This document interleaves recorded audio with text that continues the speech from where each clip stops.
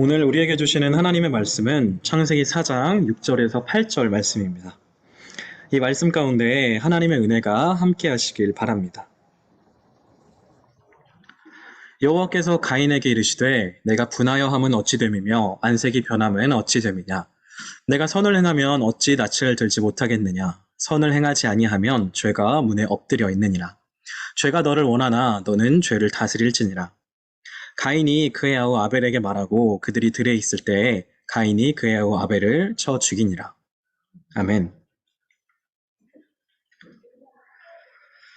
자, 여러분 안녕하세요. 오늘은 왜 막지 않으셨을까라는 제목으로 함께 말씀을 나눠보려고 합니다.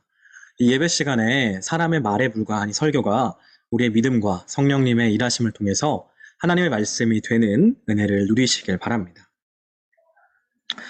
오늘은 설교를 시작하면서 바로 오늘의 퀴즈를 내볼까 하는데요. 유튜브로 보는 친구들도 한번 맞춰보세요. 하나님께서 이스라엘 백성들의 삶을 규정해 주시기 위해서 율법을 주셨죠. 하나님이 주신 여러 율법들 중에는 모든 율법의 근간이 되는 어떤 율법이 있습니다. 하나님께서 이스라엘 백성들에게 최초로 주신 10가지 조항으로 된 율법, 바로 십계명이죠. 그렇다면 이제 문제 나갑니다. 십계명의 제 6번째 계명은 무엇일까요? 정답은 살인하지 말라입니다. 다른 사람을 죽여서는 안 된다. 살인, 사람이 사람을 죽이는 일은 너무도 끔찍한 일이죠. 그런데 통계청 자료를 찾아보니까 가장 최근 자료가 2020년 기준이던데 우리나라에서 2020년 한 해 동안 살해당한 사람이 무려 700명이었다고 합니다. 단순히 계산해보면 매주마다 13명이나 되는 사람이 다른 사람에게 죽임을 당했다는 말인데요. 그렇게 끔찍한 일이 우리나라에서만 해도 거의 매일 일어났다는 얘기죠. 아마 범위를 전 세계로 확대하면 훨씬 더 많은 사람들이 다른 사람에게 살해당했을 것입니다.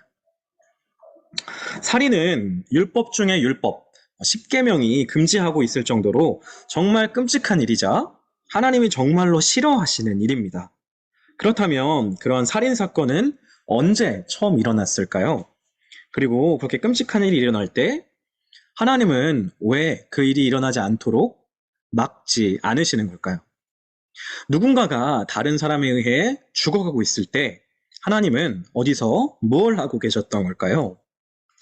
오늘은 이 주제들에 대해서 생각해 볼 텐데요.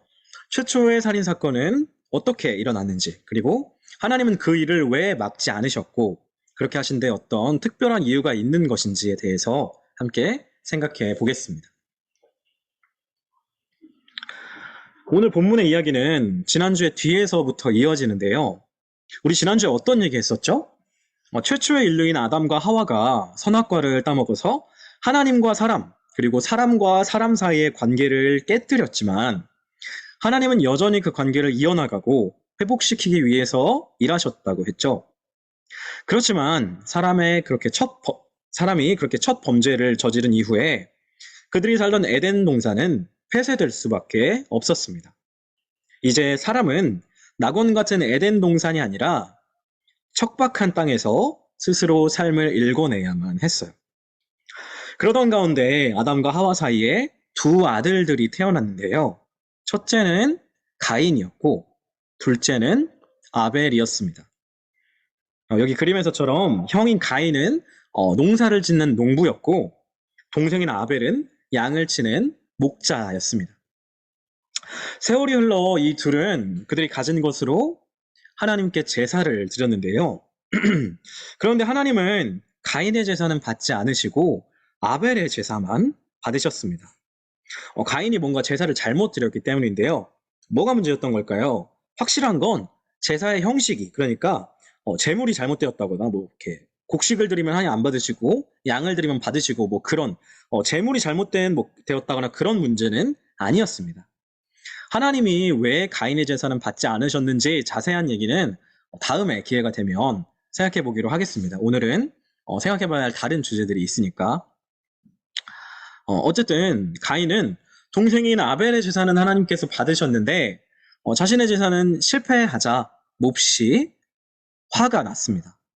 그래서 화가 난 가인에게 하나님은 이렇게 말씀하셨는데요. 오늘 본문 창세기 4장 6절 7절 말씀 제가 읽겠습니다.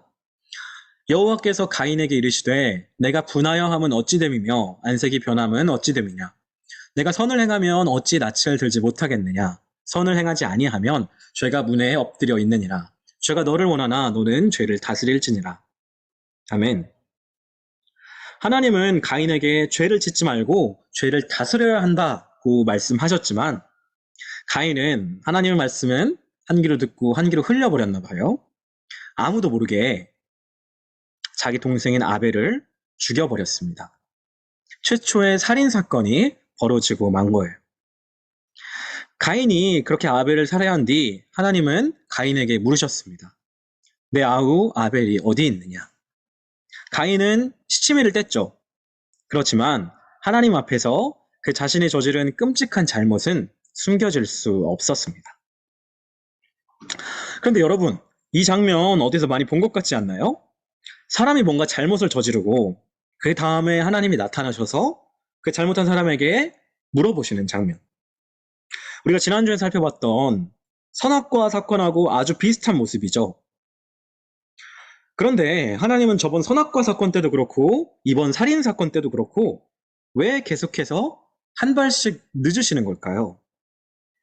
사람이 잘못을 저지르기 전에 나타나셔서 막으시면 얼마나 좋아요.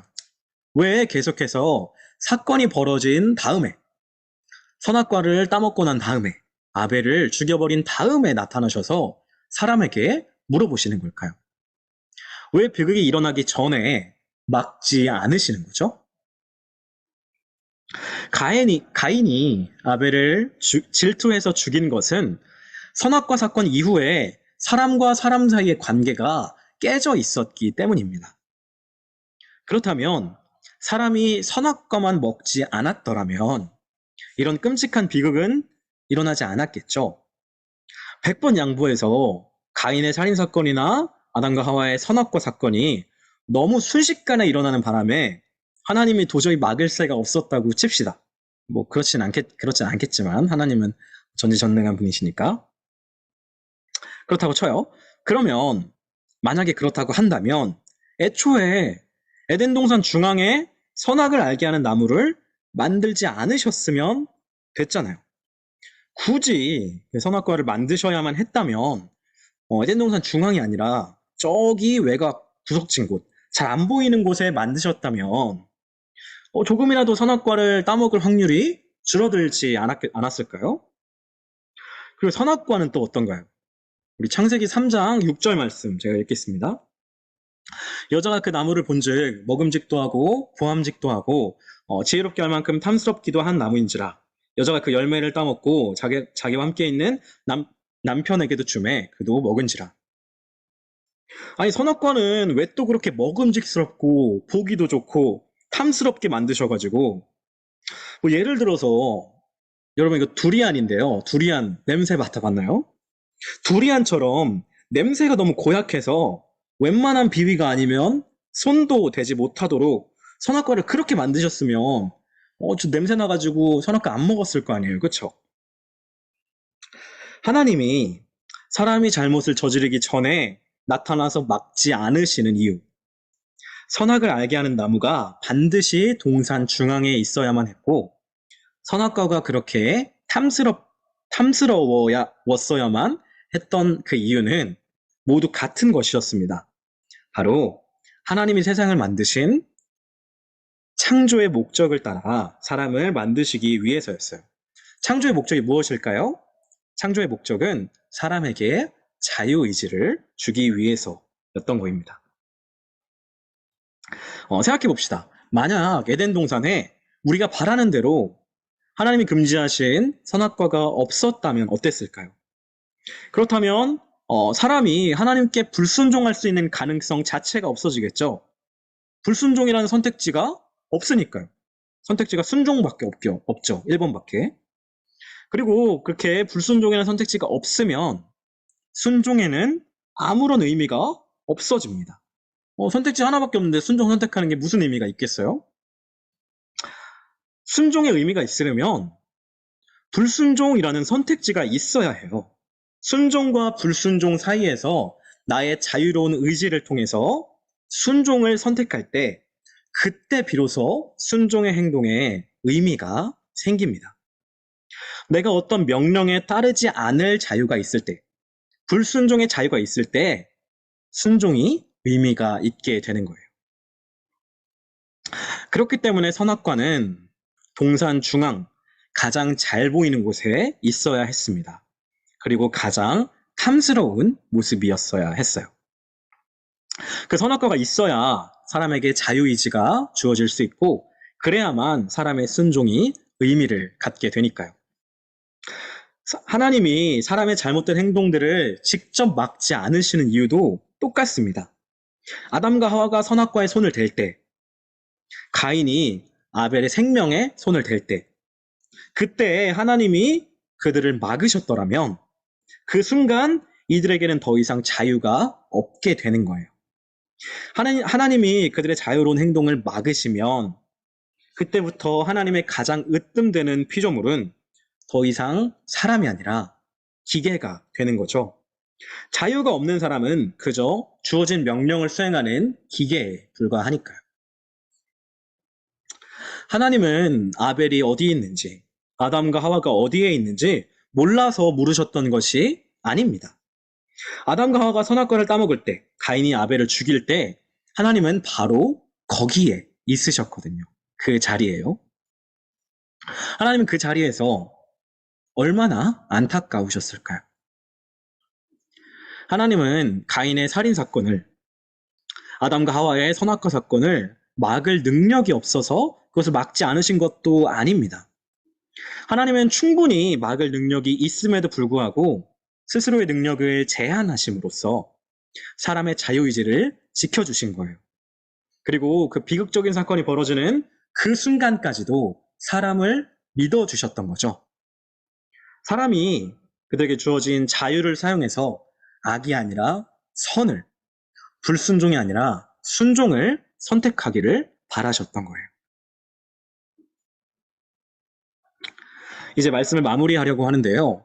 이 세상에서 일어나는 모든 비극적인 사건들, 그 중에서도 사람들이 행하는 모든 끔찍한 일들 앞에 하나님이 그것을 막지 않으시는 이유는 하나님이 그분의 으뜸 가는 피조물을, 바로 우리를 기계가 아니라 사람으로 만드시기 위해서입니다. 사람에게 자유의지를 주기 위해서인 거예요. 그리고 하나님은 사람을 끝까지 믿어주시는 거죠. 사람이 자기에게 주어진 자유로운 의지를 통해서 악이 아니라 선을 택할 거라고 믿어주시는 것. 그래서 기다려주시는 거예요. 우리를 향한 하나님의 그 믿음은 수도 없이 배신을 당합니다. 우리는 삶 속에서 선을 택하기보다는 악을 택하는 순간들이 더 많잖아요. 물론 아닌 사람들도 종종 있겠지만 되게 착한 사람들도 있겠죠. 그렇지만 대부분의 사람들은 선보다는 악을 택하기를 더 즐겨 하는 것 같습니다. 우리의 수없는 배신에도 불구하고 하나님은 우리를 믿어주십니다. 하나님은 결코 희망을 버리지 않으시고 우리에게 또다시 자유를 허락해 주시죠. 뿐만 아니라 예수님의 복음을 통해서 우리가 선을 택하고 그것을 행할 능력을 끊임없이 공급해 주십니다. 우리가 할 일은 그 능력에 힘입어 우리의 자유의지를 통해 삶의 모든 순간에 선을 선택하고 그것을 행한 일이죠. 부디 저와 여러분이 하나님께서 우리를 믿어주시는 대로 우리의 자유의지를 선을 택하는 데 사용할 수 있기를 주님의 이름으로 축복합니다.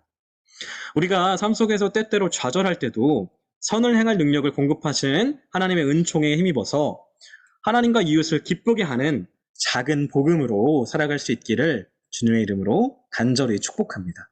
기도하겠습니다.